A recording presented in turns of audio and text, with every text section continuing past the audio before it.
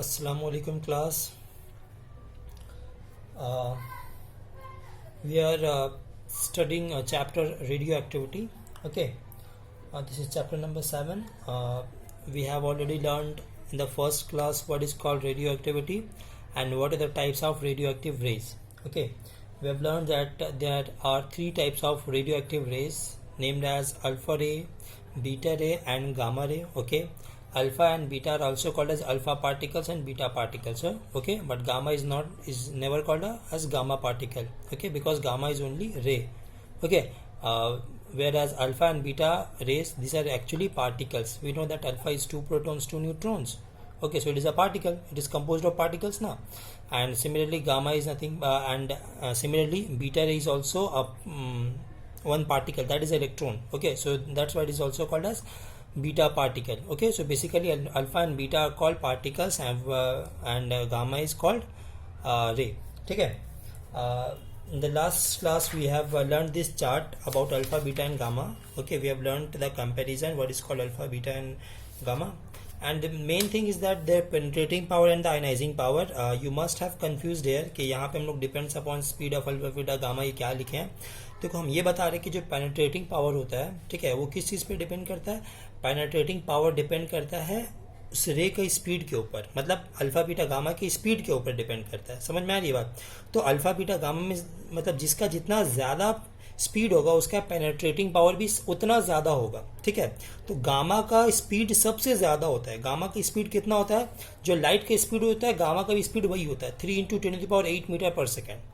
ठीक है, तो इसका स्पीड सबसे ज़्यादा है तो इसका पेनेट्रेटिंग पावर भी सबसे ज़्यादा होगा. ठीक है, और अल्फा का स्पीड सबसे कम होता है. अल्फा का स्पीड जो होता है ये 1/10 of the speed of gamma, यानी गामा से 10 गुना इसका स्पीड कम होता है.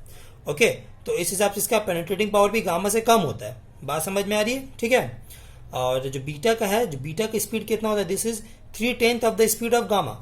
ठीक है, मतलब अल्फा से ज़्यादा है लेकिन गामा से कम है इसका स्पीड बीटा का, तो इसका पेनेट्रेटिंग पावर भी दोनों के बीच का मॉडरेट है. ठीक है, उसी तरीके से आयनाइजिंग पावर भी पढ़े थे. यहाँ भी क्या, ये जो लाइन में लिखे हम क्या बता रहे थे, जो आयनाइजिंग पावर होता है वो रे का मास के ऊपर डिपेंड करता है, यानी अल्फा बीटा गामा के मास पे डिपेंड करता है. ठीक है, जिसका मास जितना ज़्यादा होगा उसका आयनाइजिंग पावर भी उतना ज़्यादा होगा. ठीक है, तो देख लो यहाँ पे क्या है, अल्फा का मास सबसे ज़्यादा, देखो हम लोग यहाँ पे लिखे थे ना, है ना, मास इसका 4.0015 AMU है.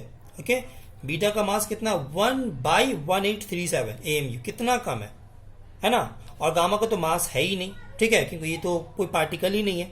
तो सबसे ज़्यादा मास अल्फा का है तो सबसे ज़्यादा आयनाइजिंग पावर भी अल्फा का होगा. ठीक है, और गामा का मास सबसे कम है, इनफैक्ट है ही नहीं, मासलेस है ना, क्योंकि ये एनर्जी होता है, गामा एक्चुअली में एनर्जी होता है.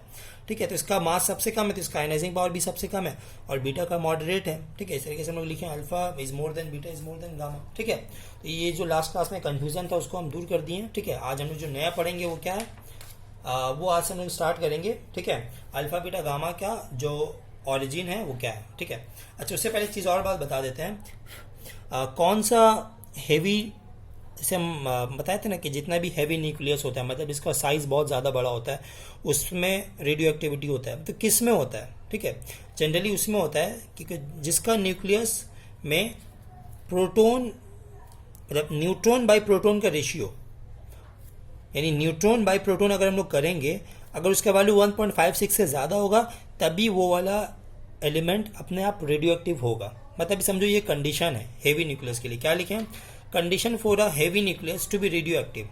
एक हैवी न्यूक्लियस को रेडियो एक्टिव होने का क्या कंडीशन है, कंडीशन ये है, it's neutron by proton ratio should be more than 1.56, मतलब N/P should be more than 1.56. एक एग्जांपल ले लेते हैं यूरेनियम का. यूरेनियम बता चुके हैं ना कि यूरेनियम एक रेडियो एक्टिव एलिमेंट है. ठीक है, तो इसका चेक कर लेते हैं हम लोग. इसका सिंबल मान लो ये वाला, यूरेनियम 92-238, यानी एटॉमिक नंबर नीचे 92 है, मास नंबर 238 है. ठीक है, तो इसमें इलेक्ट्रॉन कितना होगा, देखो जो नीचे में होता है एटॉमिक नंबर वही इलेक्ट्रॉन भी होता है, उतना प्रोटोन भी होता है, यानी 92 इलेक्ट्रॉन, प्रोटोन भी 92, और न्यूट्रॉन कितना होगा, मास नंबर माइनस, तो नंबर ऑफ न्यूट्रॉन कैसे निकलता है, mass number minus atomic number कर देते तो नंबर ऑफ न्यूट्रॉन निकलता है, ठीक है। यानी 238 माइनस 92 करेंगे तो कितना आएगा 146। मतलब यूरेनियम ये वाले में 92 238 में 92 इलेक्ट्रॉन्स 92 प्रोटॉन्स है और 146 न्यूट्रॉन्स है। तो चेक कर लेते हैं क्या ये रेडियो एक्टिव है कि नहीं। तो इसको न्यूट्रॉन बाई प्रोटॉन का रेशियो निकालेंगे n बाई पी। तो n 146 है, p 92 है। कैलकुलेट किए, पहले से हम कैलकुलेट करके रख दिए हैं। इसका वैल्यू आया है 1.58 जो कि 1.56 से ज़्यादा है। ये कंडीशन है ना 1.56, मतलब क्या होगा, ये भी एक रेडियो एक्टिव एलिमेंट है। बात समझ में आ रहा है। तो एमसीक्यू में ऐसा कभी कभी क्वेश्चन आ सकता है, एमसीक्यू में या फिर 1 मार्क का क्वेश्चन आ सकता है, ठीक है। इसका वैल्यू याद रखना 1.56। ओके, अब आज हम लोग अभी पढ़ेंगे कि अगर किसी रेडियो एक्टिव एलिमेंट से अल्फा बीटा या गामा रे अगर निकल जाता है तो उसके अब एटम में क्या चेंज आता है, क्या बदलाव आता है, ठीक है। तो उस चीज़ को पढ़ने से पहले एक बार जैसे फिर से तुमको रिवीजन दे देते हैं, एटॉमिक नंबर क्या होता है। किसी भी एलिमेंट का जो एटॉमिक नंबर होता है उसको हम लोग जेड से डिनोट करते हैं, जेड। एटॉमिक नंबर क्या होता है, किसी भी एटम में कितना प्रोटॉन्स है, ठीक है। एटम के न्यूक्लियस में जितना प्रोटॉन है वो उतना उसका एटॉमिक नंबर होता है, ठीक है। अगर मान लो किसी में 10 प्रोटॉन है तो उसका एटॉमिक नंबर 10 होगा, ठीक है। किसी में अगर 92 प्रोटॉन है तो उसका एटॉमिक नंबर में 92 होगा। बात समझ में आ रही है। तो एटॉमिक नंबर क्या होता है, तो इसका डेफिनेशन यही हो रहा है कि it is the number of protons in the nucleus of an atom, okay. तो इसको हम लोग एटॉमिक नंबर बोलते हैं। और एक होता है मास नंबर, और एक होता है मास नंबर। मास नंबर को हम लोग डिनोट करते हैं ए से। मास नंबर क्या होता है, न्यूक्लियस में प्रोटॉन और न्यूट्रॉन को मिला के जितना होगा उसको बोलते हैं मास नंबर, ठीक है। मतलब किसी में मान लो 10 प्रोटॉन है और 11 न्यूट्रॉन है तो 10 + 11 21, तो 21 उसका मास नंबर हो गया। बात समझ में आ रहा है। तो मास नंबर क्या होता है, तो ये इसका डेफिनेशन हो रहा है, it is the sum of neutrons and protons in the nucleus of an atom. एक एटम के न्यूक्लियस में न्यूट्रॉन और प्रोटॉन को मिलाकर जो होता है उसको हम लोग बोलते हैं मास नंबर। जितना हुआ उसको बोलेंगे मास नंबर, ठीक है। तो एक एटम को किस तरीके से हम लोग डिनोट करते हैं, देखो जैसे यहाँ पे मैं लिखे ना यूरेनियम 92 238, तो जो नीचे में लिखा रहता है वो हमेशा mass atomic number, atomic number हमेशा नीचे लिखते हैं, मास नंबर ऊपर लिखते हैं, ठीक है ना। ये राइट में भी लिख सकते थे, लेफ्ट में भी लिख सकते थे, ठीक है। तो एक एग्जाम्पल ले लेते हैं। तो जैसे हम लोग ऐसे लिख रहे हैं एक्स, तो एक्स कुछ भी हो सकता है, मतलब क्लोरीन हुआ तो Cl लिखेंगे, हाइड्रोजन हुआ तो H लिखेंगे, है ना। सल्फर हुआ तो S लिखेंगे, यूरेनियम हुआ तो U, मैंने जो उसका सिंबल होगा। और नीचे में Z, ऊपर में A। समझ में ये ऐसे हम लोग करके लिखा जाता है। या फिर कोई इसको ऐसे भी लिख सकता था, एक्स नीचे Z है, इस साइड में A लिख रहा है, ठीक है। दोनों इसको एक्सेप्टेबल है, बट ये रखना है कि नीचे में हमेशा एटॉमिक नंबर रहेगा, ऊपर में हमेशा मास नंबर लिखा जाता है। अब हम लोग पढ़ते हैं एमिशन ऑफ अल्फा पार्टिकल। मतलब अगर किसी रेडियो एक्टिव एलिमेंट से अल्फा पार्टिकल निकल जा रहा है तब उस एलिमेंट में क्या बदलाव आता है। देखो बात समझो। हम एग्जांपल लेते हैं यूरेनियम से, क्योंकि पता है कि यूरेनियम एक रेडियो एक्टिव एलिमेंट है। ये ले ली, चलो ठीक है। इसमें से अगर एक अल्फा पार्टिकल निकल रहा है, तो अल्फा पार्टिकल निकल रहा है ना। मतलब इसको ऐसे लिख सकते हैं हम लोग, माइनस निकल रहा है मतलब माइनस कर दे रहे हैं। H अल्फा पार्टिकल को सिंबल क्या है, इसका हीलियम होता है ना, He, नीचे 2 ऊपर 4, ये अल्फा का सिंबल है। अब ये क्या बनेगा नया, देखो यहाँ पे हम कैसे इसको क्या लिखेंगे समझो। देखो पहले यूरेनियम, यानी यहाँ पर ही कितना प्रोटॉन है, कितना प्रोटॉन होगा, तो 92 प्रोटॉन है। और न्यूट्रॉन कितना है 146 ना, निकाल चुके हम लोग। 238 माइनस 92 करेंगे, ये आएगा, ठीक है ना। तो उसमें से मेरा ये वाला एक अल्फा पार्टिकल निकल जा रहा है, मतलब कितना अल्फा पार्टिकल निकल रहा है, मतलब कितना हुआ, 2 प्रोटॉन और 2 न्यूट्रॉन निकल जा रहा है ना। बस में तो यहाँ पर ही जो होगा, तो अब जो फाइनली जो नया चीज़ बनेगा उसमें कितना प्रोटॉन हुआ, पहले था 92, 2 निकल चुका है, 2 प्रोटॉन निकल चुका है ना। तो अभी यहाँ पे कितना प्रोटॉन बचेगा, 90 प्रोटॉन बचेगा, बस में। और न्यूट्रॉन कितना बचेगा, न्यूट्रॉन कितना बचेगा, न्यूट्रॉन भी कितना होगा, 146 था, 2 निकल गया, यानी 144 होगा, है कि नहीं। तो अब जो यहाँ पे जो भी नया चीज़ बना है, ठीक है, उसका एटॉमिक नंबर कितना हुआ, 90 होगा, क्योंकि जो नंबर ऑफ प्रोटॉन्स होता है वही तो एटॉमिक नंबर होता है ना। मतलब जो भी है उसका हम नाम नहीं लिख रहे हैं, जस्ट पहले लिख रहे हैं उसका 90, ठीक है। एटॉमिक नंबर 90 होगा। और इसका मास नंबर कितना होगा, मास नंबर क्या होता है, प्रोटॉन और न्यूट्रॉन को मिलाकर होता है ना मास नंबर। तो यहाँ पर प्रोटॉन और न्यूट्रॉन मिला के कितना होगा, 90 + 144 कितना हो जाएगा, 234 होगा कि नहीं होगा। मतलब इसका जो भी नया चीज़ बना है उसका मास नंबर हुआ 234 और एटॉमिक नंबर है 90। तो देखो एटॉमिक नंबर 90 जो मैंने एटॉमिक नंबर से ही किसी भी एलिमेंट का पहचान किया जाता है। तो अगर 90 जिसका है वो 90 किसका एटॉमिक नंबर है? 90 एटॉमिक नंबर होता है थोरियम का। तो थोरियम का सिंबल क्या हुआ? TH। बात समझ में आ रहा है? ठीक है, यानी क्या हुआ, अगर यूरेनियम से एक अल्फा पार्टिकल निकल जाता है तो अब वो यूरेनियम नहीं रहता, वो थोरियम बन जाता है। बात समझ में आया? तो यहाँ पे एक चीज को तुम देखो, अगर अल्फा पार्टिकल निकल गया है तो उसका एटॉमिक नंबर कितना कम गया है? 2 कम हो गया, और मास नंबर कितना कम हो गया है? 4 कम हो गया।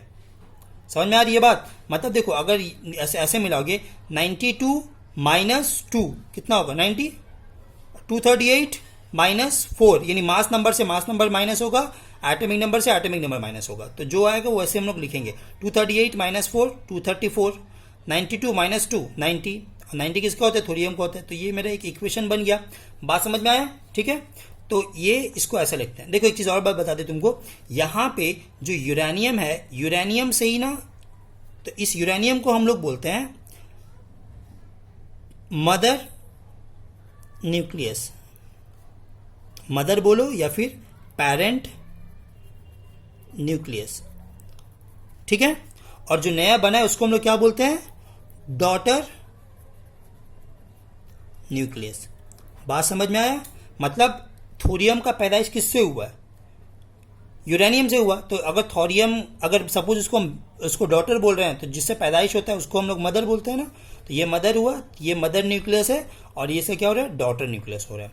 ये बात समझ में आया? ठीक है, कोई इसको ऐसे भी लिख सकता था, यहाँ हीलियम नहीं लिख के वहाँ लिखेगा, अगर वहाँ लिखेगा तो हीलियम ये प्लस हो जाएगा। मतलब इसको हम लोग ऐसे भी लिख सकते थे।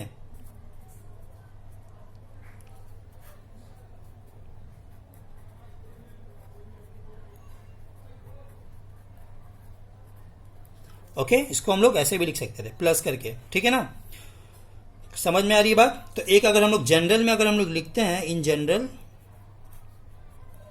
मान लो X रेडियोएक्टिव एलिमेंट है ZA। ठीक है, इसमें से अगर एक अल्फा रे निकल रहा है तो मतलब एक तो अल्फा रे निकल गया, तो यहां पर जो नया जो बनेगा उसका मास नंबर एटॉमिक नंबर कितना होगा? मास नंबर कितना हो एटॉमिक नंबर कितना? 2 कम हो जाता है ना, है ना। तो Z था पहले, तो अभी कितना हो जाएगा? Z माइनस 2, और मास नंबर कितना कम जाता है? 4 कम जाता है। A था तो अभी कितना हो जाएगा? A minus 4। इसको नाम सिंबल दे दिया Y मान लो। ठीक है ना, क्योंकि अब तो X रहेगा नहीं, X तो Z के लिए था, Z माइनस 2 के लिए एलिमेंट चेंज हो जाता है Z माइनस 2। ठीक है, बात समझ में आ रही? तो यहां से 100 बात की एक बात ये हो रहा है कि किसी भी रेडियो एक्टिव एलिमेंट से अगर अल्फा पार्टिकल निकलता है तो उसका एटॉमिक नंबर 2 कम हो जाता है और उसका मास नंबर 4 कम हो जाता है। समझ में आ रही है बात? ओके, तो यहाँ पे हम पॉइंट लिख दिए, when one alpha particle is emitted from a radioactive element then its atomic number decreases by 2 and mass number decreases by 4। समझ में आ रही है बात? एक और एग्जाम्पल देते हैं। मान लो हम थोरियम का दे रहे हैं। थोरियम भी एक रेडियो एक्टिव एलिमेंट है 90 234 सपोज। ठीक है, इसमें से एक अल्फा पार्टिकल निकल रहा है। ठीक है, अल्फा रे निकल रहा है, तो क्या बनेगा? तो देखो सबसे पहले क्या करोगे, अल्फा रे निकलने से क्या होगा? एटॉमिक नंबर कितना हो जाता है? कितना कम हो जाता है? 2 कम हो जाता है। 90 था, कितना हो जाएगा? 88 हो जाएगा। और मास नंबर कितना था? 234। मास नंबर कितना हो जाता है? 4 कम हो जाता है, तो 234 माइनस 4 यानी 230 हो जाएगा, 230। ठीक है, तो 88 किसका होता है? देखो ये तुमको कुछ याद कर लेना पड़ेगा कि 92 किसका होता है, 91 किसका होता है। ओके, 89 88 इतना याद करने से हो जाता है। तो ये 88 तुम्हारा होता है रेडियम का, RA, रेडियम, इसका सिंबल RA होता है। ठीक है, और अल्फा पार्टिकल कहाँ रहा? He2 4। बात समझ में? इस तरीके से आ सकता है। ओके, अब हम लोग आते हैं एमिशन ऑफ बीटा पार्टिकल। मतलब अगर किसी रेडियोएक्टिव एलिमेंट से बीटा पार्टिकल निकलता है तब उसमें क्या बदलाव आता है। ठीक है, तो सबसे पहले हमको समझना होगा कि बीटा पार्टिकल होता है क्या। देखो बीटा पार्टिकल बताएं कि beta particle is nothing but electron. मतलब बीटा पार्टिकल क्या होता है? इलेक्ट्रॉन होता है। तो अब क्वेश्चन मेरा आ रहा है कि देखो चाहे अल्फा बीटा गामा कोई भी तीनों रे होता है, सब का सब रे कहाँ से निकलता है? न्यूक्लियस से निकलता है। बीटा भी मतलब न्यूक्लियस से ही निकल रहा है। तो बीटा रे क्या होता है? बीटा पार्टिकल तो इलेक्ट्रॉन है ना, तो न्यूक्लियस में से इलेक्ट्रॉन कैसे निकल सकता है? क्योंकि इलेक्ट्रॉन तो रहता नहीं न्यूक्लियस में।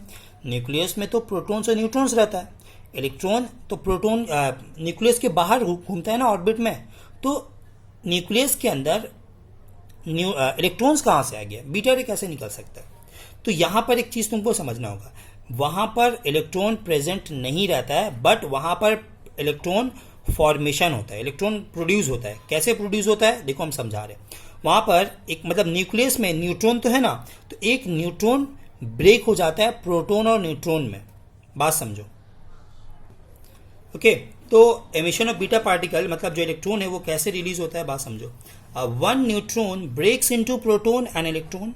एक न्यूट्रॉन जो मतलब न्यूक्लियस में जो न्यूट्रॉन है, एक न्यूट्रॉन प्रोटॉन और न्यूट्रॉन में ब्रेक हो जाता है, ठीक है, मतलब एक न्यूट्रॉन प्रोटॉन और न्यूट्रॉन में कन्वर्ट हो जाता है।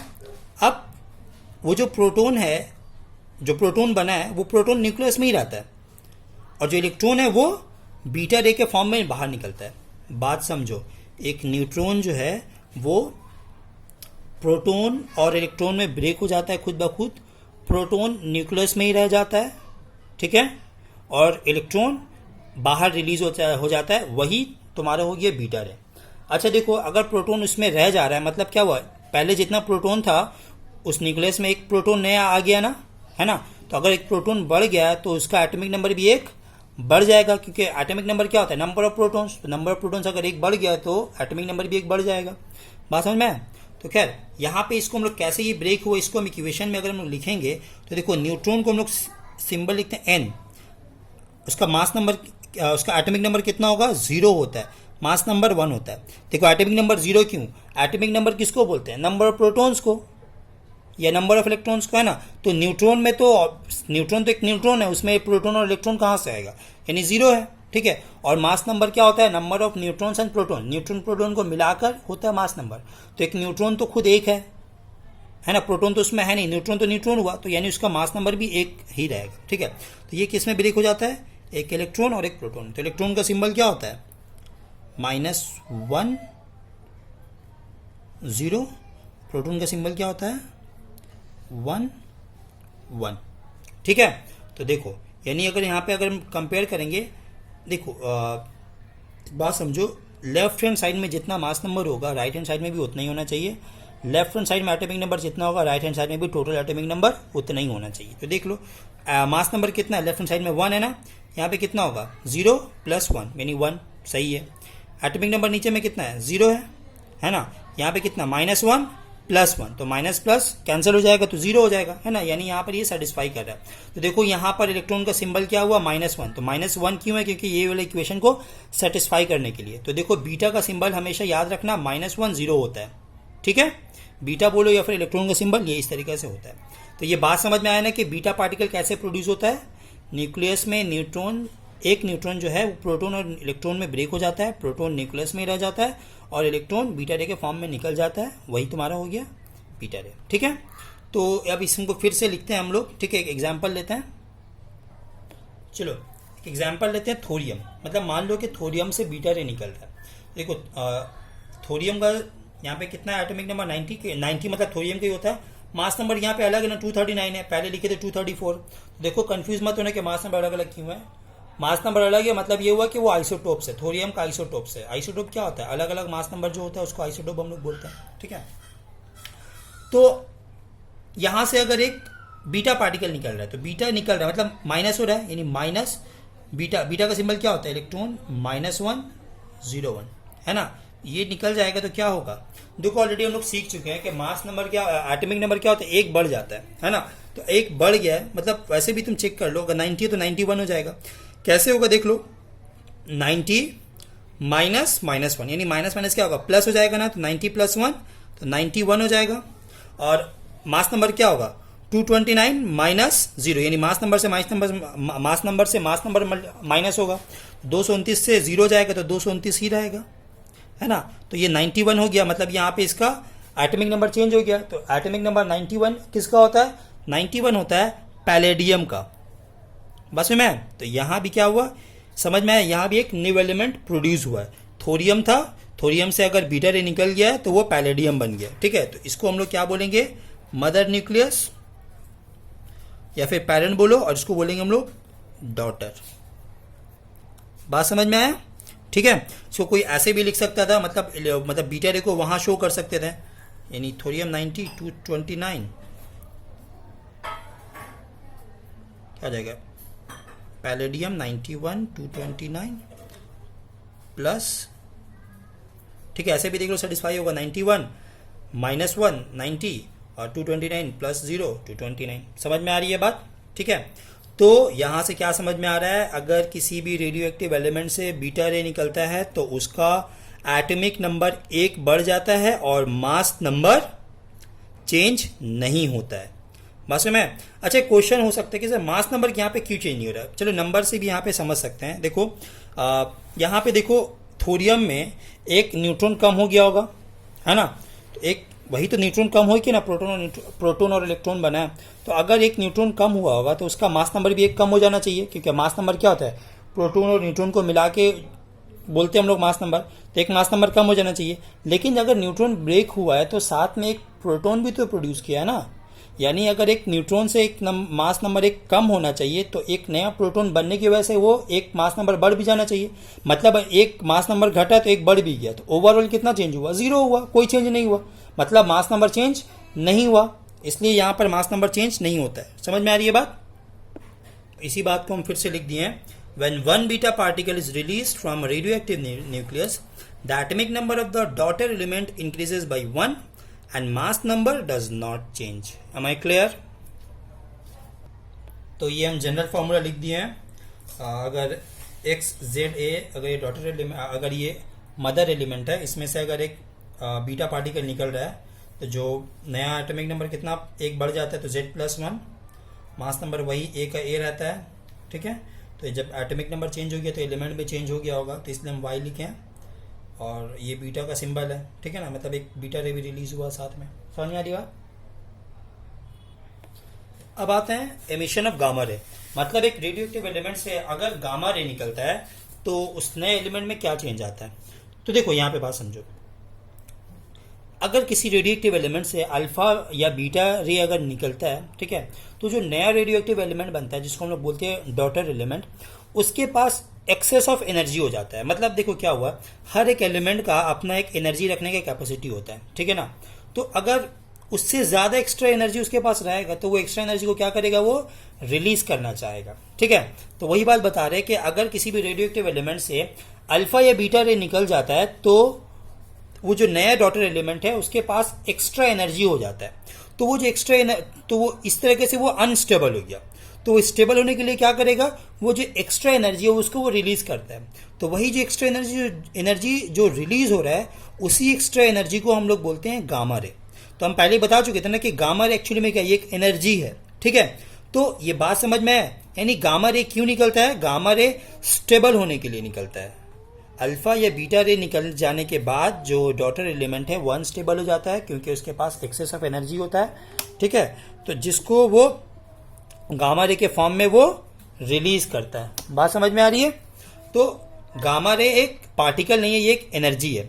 अच्छा, तो देखो इससे ये भी समझ में आ रहा है कि अगर गामा रे निकल रहा है तो उसमें से क्या कोई मास नंबर या एटॉमिक नंबर पे कोई चेंज होना चाहिए? कोई चेंज नहीं, क्योंकि यहाँ पे पार्टिकल का कोई लेना देना है ही नहीं, यहाँ तो सिर्फ एनर्जी है। एनर्जी निकलने से क्या होता है, वो सिर्फ स्टेबल होता है, उसका कोई एटॉमिक नंबर मास नंबर में कोई चेंज नहीं होता है, ठीक है। तो इसको हम लोग कैसे इसको शो कर सकते हैं, तो मान लो x है, इसका एटॉमिक नंबर z है, मास नंबर a है, ठीक है। अच्छा, ये अनस्टेबल है ना, तो अनस्टेबल होने के लिए क्या करते हैं ना, इसको हम लोग इसको ऐसे करते हैं, इसमें एक स्टार दे देते हैं। बात समझ में आया? मतलब इसको ऐसे लिखो, देखो x z यहाँ लिख रहे, a यहाँ लिख रहे हैं लेफ्ट साइड में, तो स्टार दे दिए। स्टार का मतलब क्या हुआ, दिस इज अनस्टेबल, ठीक है।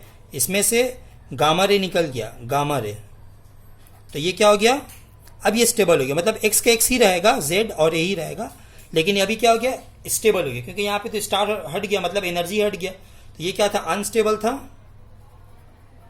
अब ये क्या हो गया, स्टेबल हो गया। बात समझ में आया? तो ये बोल सकते हैं कि गामा रे के रिलीज होने से गामा रे के रिलीज होने से एटॉमिक नंबर या मास नंबर में कोई चेंज नहीं होता है, बस एटम जो है वो स्टेबल हो जाता है। बात समझ में आया? तो देखो इतना हम लोग अभी तक रेडियो एक्टिविटी के बारे में पढ़ चुके हैं। अब हम लोग पढ़ेंगे रेडियो एक्टिविटी का हम लोग के डेली लाइफ में क्या क्या एप्लीकेशन है, क्या क्या यूज है, ठीक है। देखो ये बुक में दिया हुआ है, इसको आप लोग अच्छे से पढ़ लेना क्या क्या है। Use of radioactivity to study the information of biochemical reaction, यानी बायोकेमिकल रिएक्शन का कोई स्टडी करने के लिए यूज होता है। कैसे? नाइट्रोजन का N95 जो है, ठीक है, सॉरी N15 है, देखो मेरे दिमाग में N95 वो मार्क्स जो मास्क है उसका नाम आ गया। खैर, तो N15 है, N क्या है? नाइट्रोजन है ना। नाइट्रोजन का भी दो आइसोटोप होते हैं, एक 14 है और एक 15 है, तो 15 है वही रेडियो एक्टिव है। तो N15 किस में यूज होता है? ये प्रोटीन एसिमिलेशन को समझने के लिए। C14 क्या होता है? ये फोटोसिंथेसिस को स्टडी को, फोटोसिंथेसिस के स्टेप को स्टडी किया जाता है, ठीक है। मेडिकल साइंस में क्या क्या यूज होता है इसका? आयोडीन जो है 131, फास्फोरस 32, ये सब किस में यूज होता है? ब्रेन ट्यूमर को डिटेक्ट करने के लिए यूज होता है, ठीक है। और कोबाल्ट 60 हुआ, आयोडीन 131, ये किस में होता है? ये कैंसर ट्रीटमेंट में यूज होता है, ठीक है। और क्या? फास्फोरस 32, ये भी तुम्हारा ये ल्यूकेमिया में भी यूज होता है, मतलब ल्यूकेमिया के ट्रीटमेंट में भी यूज होता है, ठीक है। और आयोडीन का क्या? आयोडीन 131 एक और इसका यूज होता है, वो थायराइड का ट्रीटमेंट में यूज होता है। तुम लोगों को पता होगा कि थायराइड जो होता है वो आयोडीन की कमी से होता है ना, तो थायराइड को ठीक करने के लिए आयोडीन 131 का आइसोटोप यूज किया जाता है, ठीक है। एक और है कार्बन C14 है या लीड 206, ये किस में होता है? ये तुम्हारा रेडियो एक्टिव डेटिंग में होता है। रेडियो एक्टिव डेटिंग किसको बोलते हैं हम लोग? तुम लोग सुने होगे हिस्ट्री वगैरह में, रेडियो एक्टिव कार्बन डेटिंग। ये क्या होता है? ये किसी भी लिविंग बीइंग, मतलब ये किसी भी फॉसिल का एज को पता हम लोग कर सकते हैं। वो कैसे होता है? C14 यानी कार्बन 14 से हम लोग पता करते हैं, ठीक है ना। तो एग्जाम में MCQ वगैरह में आ सकता है कि which of the radio active element is use in the carbon dating, तो इसका आंसर क्या होगा? C14, ठीक है। तो आज के लिए इतना ही, थैंक यू।